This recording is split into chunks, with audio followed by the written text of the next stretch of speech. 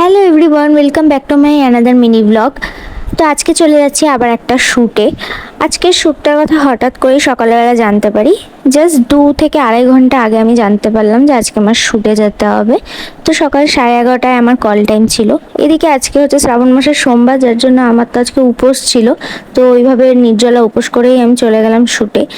আর দেখো আজকে এই সুন্দর শাড়িটা আমি পরেছি। তারপর শুরু হয়ে গেল আমার মেকআপ, আর দিদি তো আমাকে ভীষণ সুন্দর করে শাড়িটা পরিয়ে দিয়েছিল। তারপরে এদিকে হাওয়া খেতে খেতে হয়ে গেল আমার আই মেকআপ। তারপরে দেখো সুন্দর করে আমাকে লিপস্টিকটাও পরিয়ে দিয়েছে। তারপর শুরু হলো আমার হেয়ার।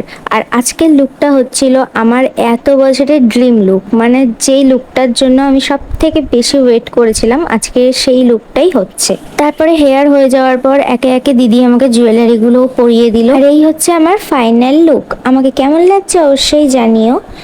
তারপরে আমার শ্যুট হয়ে গেল। এরপরে আমি জাস্ট মুকুট আর কয়েকটা জুয়েলারি খুলে তারপরে আমি বাড়ির দিকে রওনা দিলাম। যেহেতু শাড়িটা আমারই ছিল তাই আমি আর শাড়িটা চেঞ্জ করিনি। এরপর বাড়িতে এসে আমি স্নান করে চলে গেলাম মন্দিরে। ততক্ষণে প্রায় বিকেল 5টা বেজে গেছে। আর ভাগ্যিস আজকে আমাদের পাড়ার মন্দিরটা খোলা ছিল, না হলে আজকে আমাকে আবার অত দূরে যেতে হতো। এরপরে বাবার মাথায় জল ঢেলে বাড়িতে চলে এলাম। তো চলো আজকের মতো এতটাই, দেখাবে নেক্সট ব্লগে, টাটা।